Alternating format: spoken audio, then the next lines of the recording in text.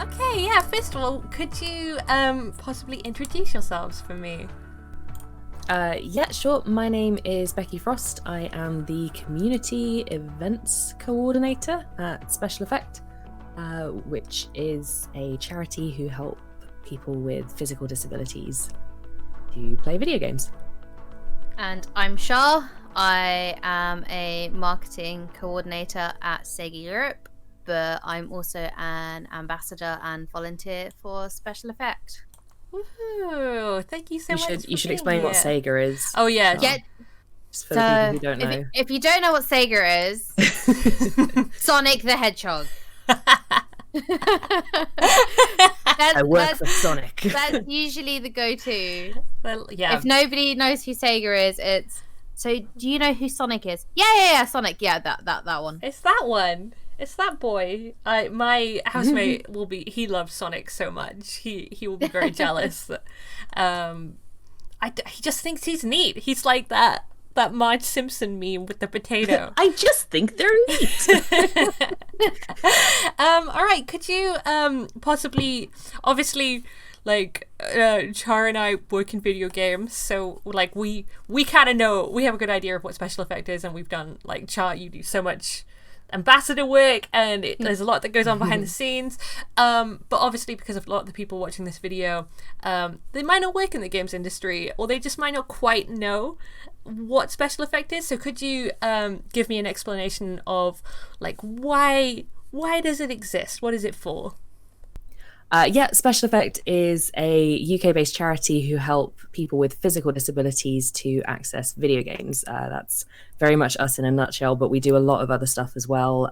Within the games industry, we help developers with advice on what they can do to make their games more accessible. We have a team of occupational therapists who will go out and visit gamers in their homes and help them to play video games. So if someone has a physical disability that is stopping them from playing a game in any way, we will go out and actually create a setup just for them, bespoke, completely based on their needs, based on what kind of games they want to play, what kind of console they want to play it on. And that's a lifelong service as well. So over time, conditions change, conditions get better or worse, or tasting games change, or new games come out, or new consoles come out, and we're there to... only PS5 fans. Some other consoles are available, but yeah, we're there throughout people's gaming lives, basically. So we'll never just give someone a copy of, FIFA 2012 and be like, okay, bye. It'll be a lifelong thing. Oh, perfect. Could you tell me this isn't quite on my list of questions. I'm already veering off the list. Could you tell me, like, what is it about video games that you think is an important thing to, like, basically give people the opportunity to play? Well, as our CEO and founder, Mick Donegan, often says, play is one of the, fundamental rights of a child.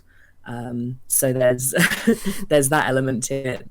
I mean, I think everyone who's picked up a game can tell you the sort of fun and escapism, and one of the biggest elements for me is the community surrounding video games, giving people access to that. I mean, Char, you know better than most the amazing communities that surround video games. Oh yeah, like, we've got some amazing communities, especially around SpecialEffect. I mean, just to, like, touch on really quickly, but we started Chicken for Charity like 3 years ago, right? And every year around the same time, everybody just comes together and just talks about SpecialEffect, and they smack talk each other, but they always encourage people to raise money for SpecialEffect, and it's always a really nice, heartwarming, positive thing just to see, like, these people that never talk normally, they'll go away for a year, but then they'll come back and we'll just talk about SpecialEffect for about 2 months, and then we'll all vanish again, like, into the dark. And it will just happen every year, and the streams that people do, you know, a bunch of the streamers that come and hang out on the Sega channels, they're not necessarily UK based. However, they've seen the work that other people have done around special effect, and they've kind of gone, hey, let's do something as well. And like, these are people that aren't invested in like special effect like on a day-to-day basis. They're just people that have come across them, and it's just really nice to see everybody just be like, hey, special effects is a cool thing that lets people play video games who wouldn't have had this chance before, and it's really heartwarming. No, I agree. I honestly think, like, obviously it's something that makes, like, I mean, a lot of my friends, almost all of my friends are people who play video games, and I imagine it might be in part because of where we work, but I imagine you guys are kind of the same. But I think it's so important to, like, give people that opportunity regardless of, like, who they are.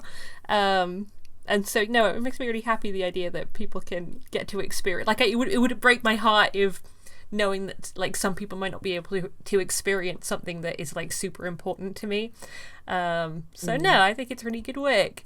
Absolutely. So you touched a little bit on Chicken for Charity, but could you sort of maybe give me a little bit of an explanation on, like, how? Yeah, Char, if I make you explain Sega, you've got to explain what Chicken for Charity is. Yeah, that's true. Yeah, could you explain a little bit, like, how do you raise money? What do the fundraisers go into? Like, what is the overall, like how does it work? Because I think obviously you guys are quite like you're a pretty personable charity. Like, I know that I've, like, atted most of you on Twitter a bunch of times, and I think that's obviously, like, a really nice thing and something I really like about Special Effect.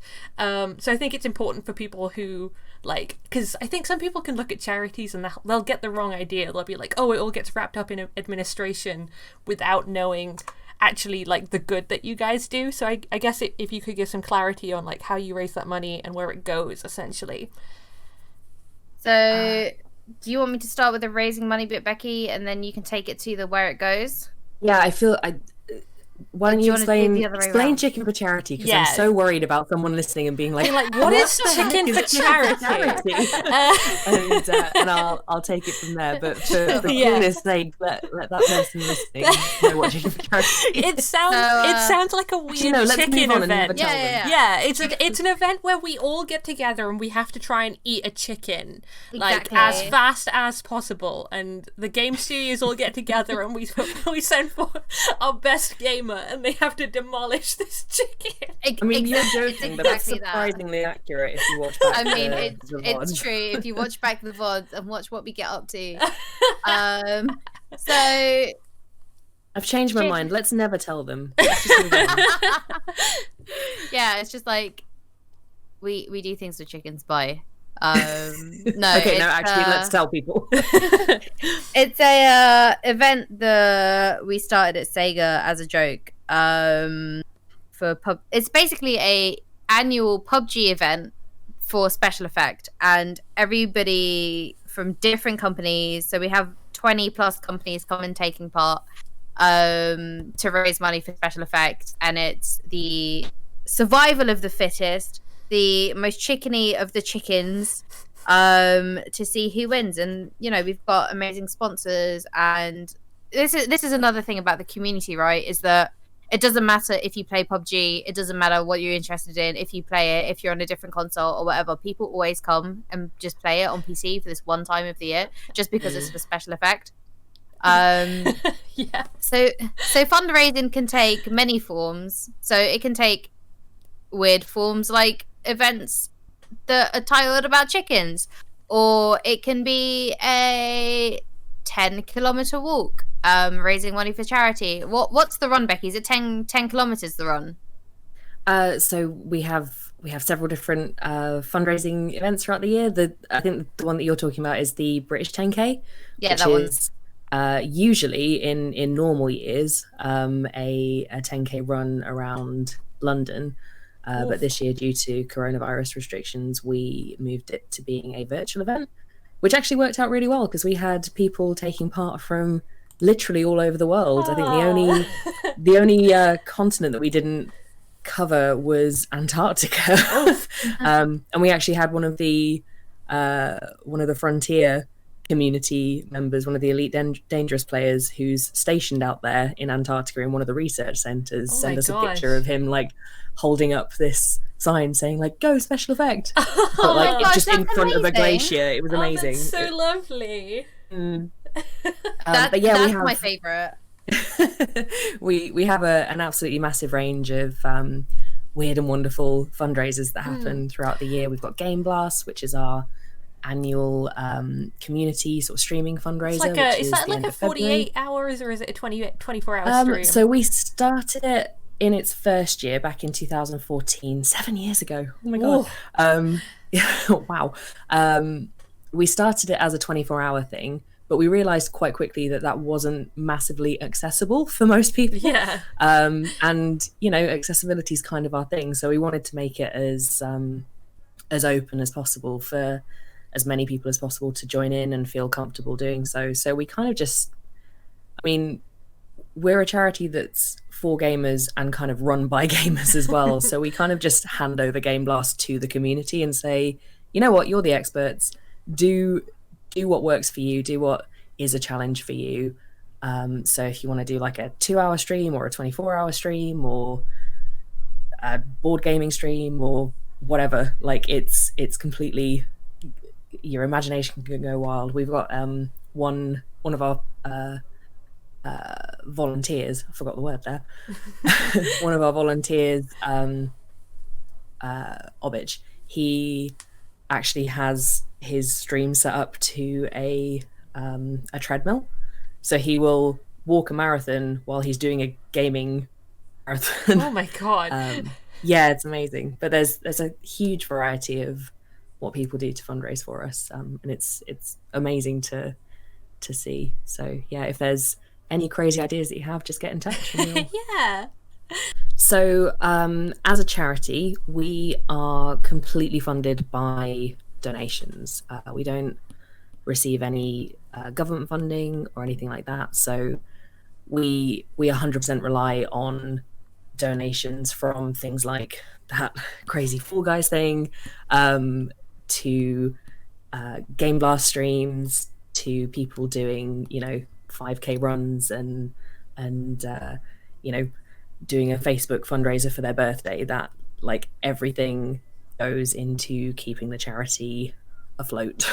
And we don't charge for any of the work that we do either, so everything that we do for the people that we help is completely free of charge to them. So fundraisers and donations genuinely do keep us going, and I know it's quite hallmark to say, but that's it makes us very sort of by gamers for gamers. Like we are gamers who help gamers, and we're kept going by gamers and the gaming industry and the gaming community. So yeah. No, I think it's like, I spoke to someone at my office about it for, I think it was like Accessibility Awareness Day, and he brought in some of the kit that I imagine it's some of the kit that you guys work with that you give to people. But he'd bought a lot of it out of his own pocket, and he was telling us about how much individual pieces cost. I've been shocked by how much like just a single button can cost. Yeah, and it can be like hundreds of pounds just to get a button for someone who like maybe doesn't have the motor skills to actually be able to play with. And I think it's honestly I think it's obviously very sad that it costs that much, but I think it's obviously like really great that you guys provide that support to people to help them. Because and the an element of special effect that I often shout about at events when I'm sort of explaining the charity is our occupational therapy team. So those buttons and that equipment is, as you say, available to purchase kind of off the shelf, albeit expensive. But our team of occupational therapists will make sure that it is set up in a way that is safe and secure and not going to hurt the person that's using it. So if you've got someone who's got limited movement, for example, the last thing that we want is to have them using a system that's going to strain any part of their body that they can move. Yeah. So it's very important for us that our team of OTs can make sure that everything's like ergonomically safe as well. Sorry, my beautiful cat son has just arrived and he's looking very handsome. Yay! Cat break.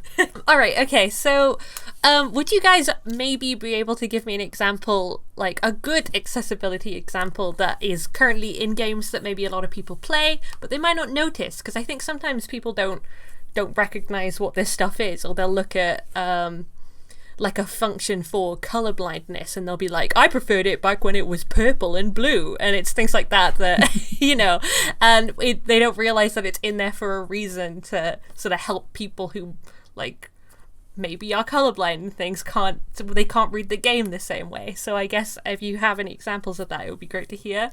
I think the most standard one that I can think of is just the option to rebind keys. Like, I don't think people realize how much more accessible just letting somebody rebind keys makes a game. You know, for myself, I've got shoulder issues, and I can't use my left arm properly, which means that I can't like move it too much. So me on a keyboard, if I can rebind things closer to the left hand side of the keyboard, then I'm not like moving my arm too much to try and like bounce around if I'm like in the middle of the fight and I'm using a mouse or whatever.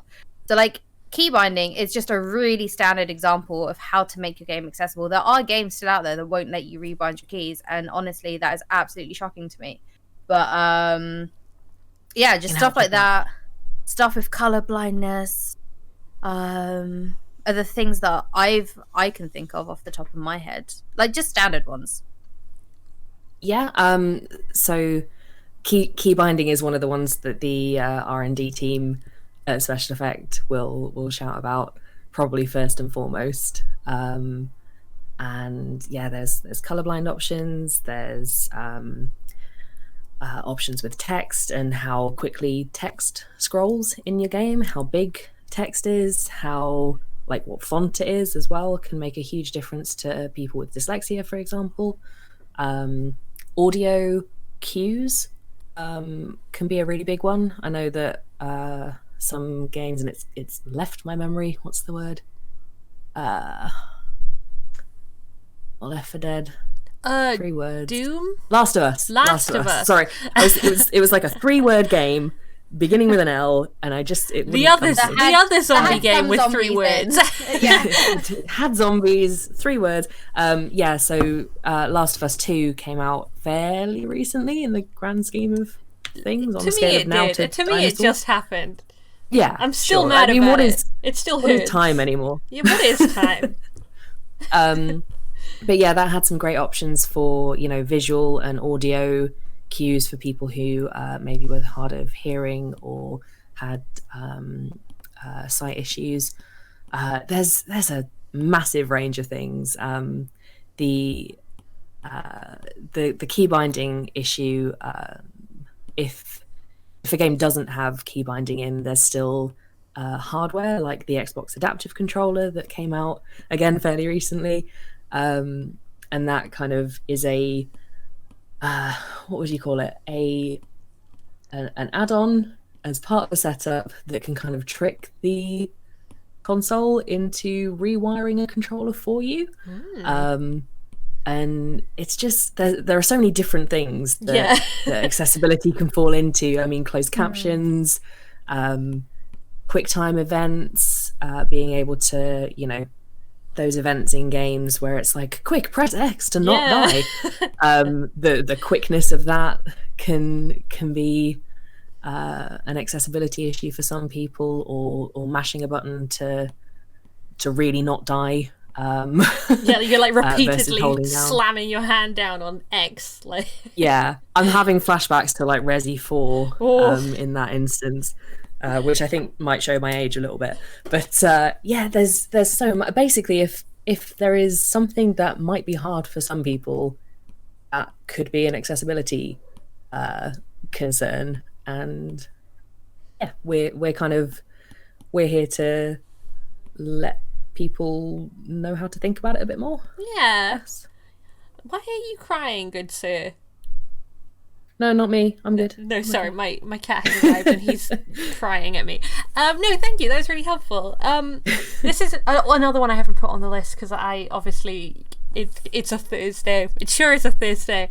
What would you say is then the biggest challenge that is being faced by pushing for accessibility in more games right now? This might be a big question. I would probably say just knowledge at the moment, and I think a big thing awareness. is, that's the word I was looking for. That's the one. Yeah, like I think a lot of it is just awareness that accessibility options in game aren't there for the everyday gamer, as it were. I've seen a lot of people respond quite negatively to accessibility options because they think that it dumbs down a game. Oh, you're playing it on easy mode. Oh, yeah, drives me up the wall. And I think it's a thing that we just need to overcome. Just because you can play a game normally or in hardcore, yes, it makes you a talented gamer, but it doesn't necessarily not make you a gamer if you play on easy. Some people have difficulties. I have pretty rubbish memory and stuff, so it's very hard for me to play quite a difficult game sometimes because I'll have to put it down and I bring it back up and it's gone and I can't remember it, right? Yeah. Easy mode is just a standard thing that I think we need to just remove the stigma around. But general accessibility options, I think we just need to preach a little bit more, make them a lot more available in more games, and just use that as kind of a best practice. As it's not just people that can play game on hardcore mode. They're not the only people that play video games. Yeah, I mean, does that make sense? No, 100%. Especially like sometimes the old Fire Emblem games are pretty hard, but also everyone should be allowed to play video games. So no, I do totally agree that it's.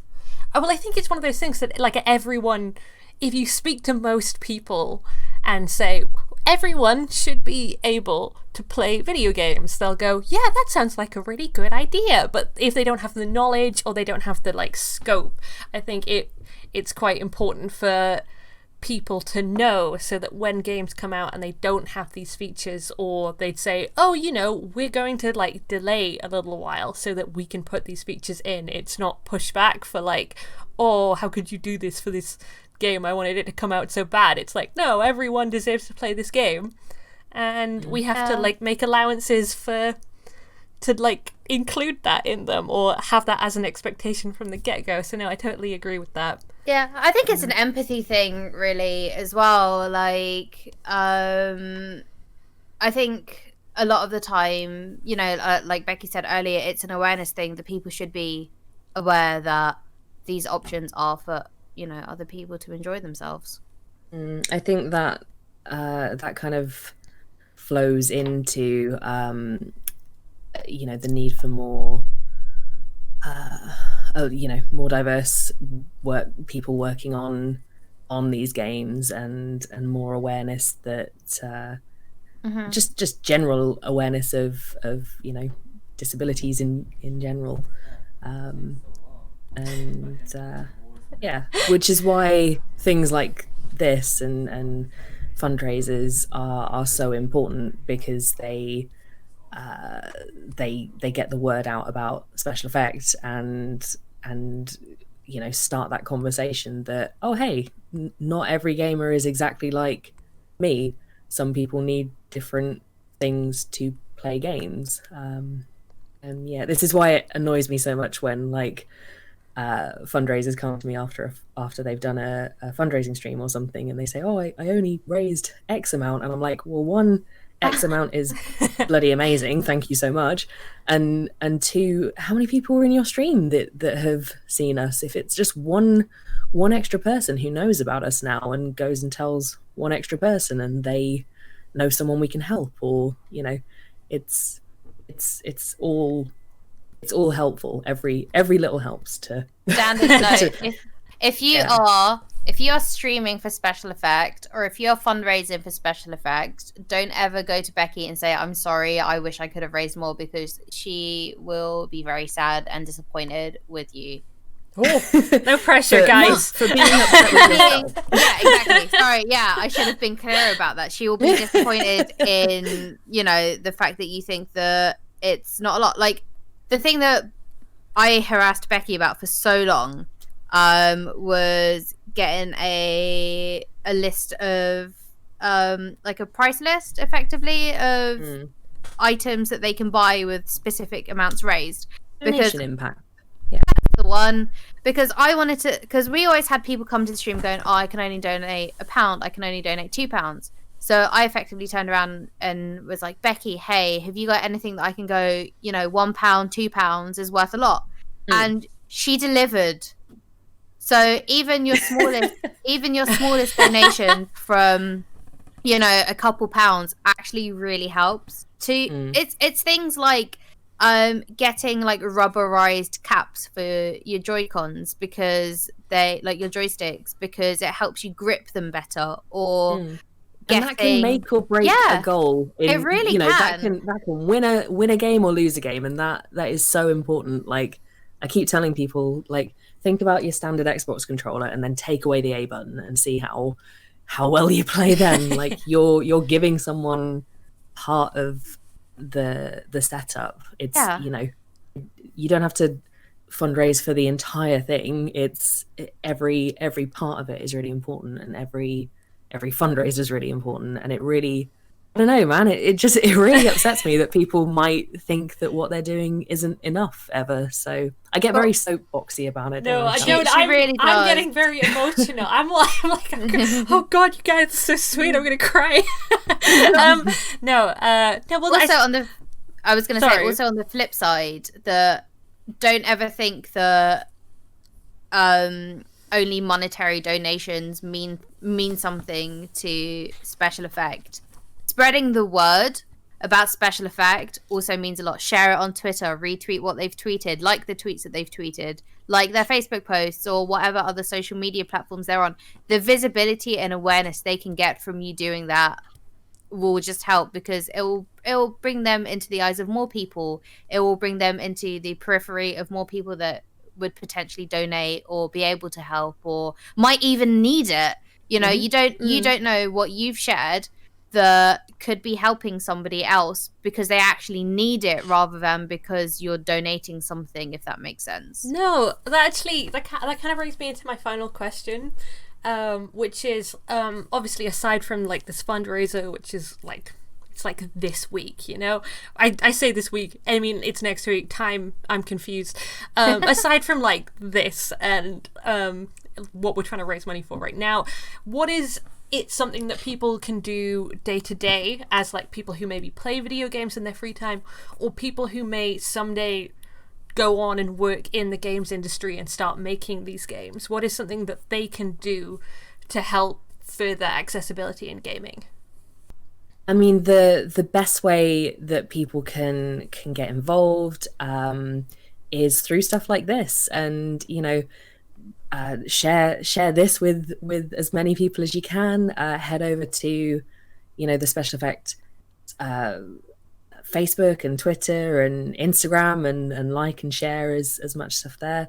If you're wanting to get involved in a fundraiser, hopefully by the time this goes out, people can start having a look to sign up for Game Blast.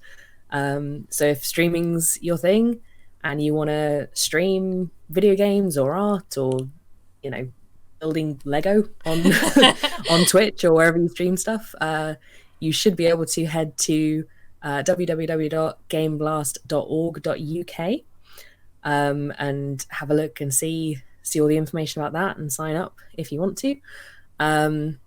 Wow, what else can you do? You can get involved in runs, or I mean, in a normal world, I'd say like get your office involved in some bake sales or I don't know, do a skydive. But mainly it's stuff like Game Blast and amazing streams like this. Char, do you want to give some examples? I'm gonna go the other way, sort of thing, for anybody that is in game development or the work in the industry. You know, first of all, if you're working in the industry, tell your company. See whether or not that you can, you know, if they're not very accessible, then obviously bring up the accessibility issue, and put them, you know, show them SpecialEffect and the work that they do to help with that. If you're a game developer and you're in a position to, you know, do these things, then make your game more accessible so more people can enjoy it, and basically just have fun when you're doing it. Really, like I think the thing that, you know, Becky and I talk about a lot when we talk about streaming and Game Blast is, first of all, please do not push yourself to stream more than you are comfortable with, but look after yourself as well. Absolutely. Yeah, we as I said when we first started Game Blast, it was a 24-hour thing, but it's whatever people are comfortable with. You don't have to stream for 24 hours. Yes. And drink your water. Stay hydrated. Stay hydrated. Stay hydrated. Yeah, I mean, it's we're so grateful for any support, be that fundraising or spreading the word about us or game developers coming to us for advice.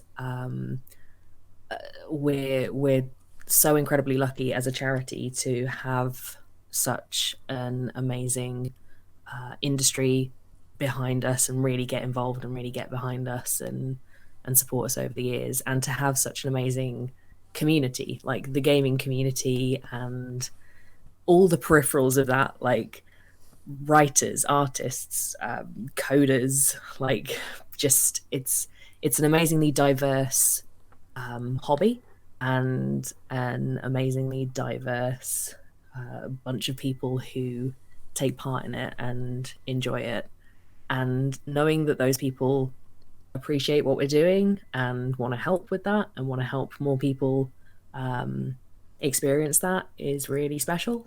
And yeah, it's just thank you. No, thank you. No, I mean, I suppose this I know it's not necessarily not quite gaming, but like obviously this community for this CATMEET event, it sounds very official and I say it like that, but also very dumb. Like it's, I think, comprised mostly of like those kind of like, I think I don't want to like make assumptions, but I think a lot of people who work in games, you were the kind of people at school who were like maybe a bit shy or geeky, or you probably liked making this Char's like, I was not shy or geeky. I was very out. I was actually very shy. What? When I was at school. No, but I think that the sort of people who they turn to the internet to sort of like find an outlet for their creativity or to find that community. And I think also a lot of the people, like, I hope that it has been nice for people who maybe live with disability themselves to be able to listen to you guys talk and hear how much you care about this cause.